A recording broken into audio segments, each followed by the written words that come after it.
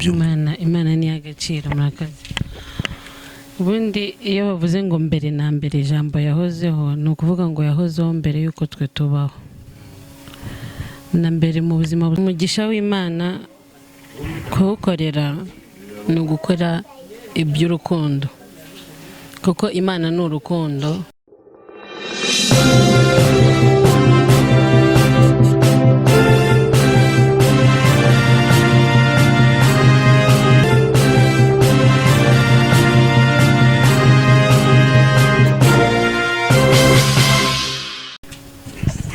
Mwongeye kwirirwa abakunzi ba Gisha TV.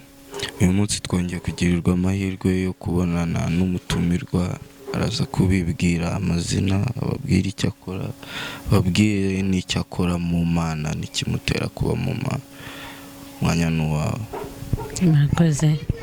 Amazina yanjye nitwa Mujawajambo Ange, nkaba ndi umukozi w'Imana nkunda Imana. Urakoze, karibu muri Gisha TV. Murakoze. Twari dufite ikibazo hano ku bijyanye no kubaha Imana, cyangwa ubyumva ute kubaha Imana, cyangwa kumva ko ari cyo kintu cya mbere kiriho? Imana ni agaciro murakaze. Ubundi iyo bavuze ngo mbere na mbere ijambo yahozeho ni ukuvuga ngo yahozeho mbere yuko twe tubaho. Na mbere mu buzima umugisha w'Imana kuwukorera ni ugukora iby'urukundo, kuko Imana ni urukundo.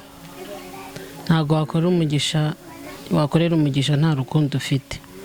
Hano mu Bibiliya hari umurongo twakifashisha, Imigani 11 umurongo wa 25.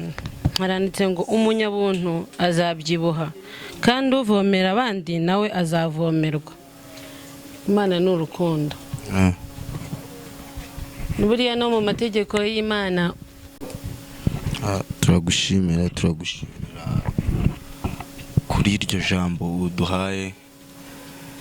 Reka dusoze tugusaba kugira icyo wabwira urubyiruko mu gukunda Imana, mu gukurikira Imana, mu gushyira imbere ibintu byose Imana.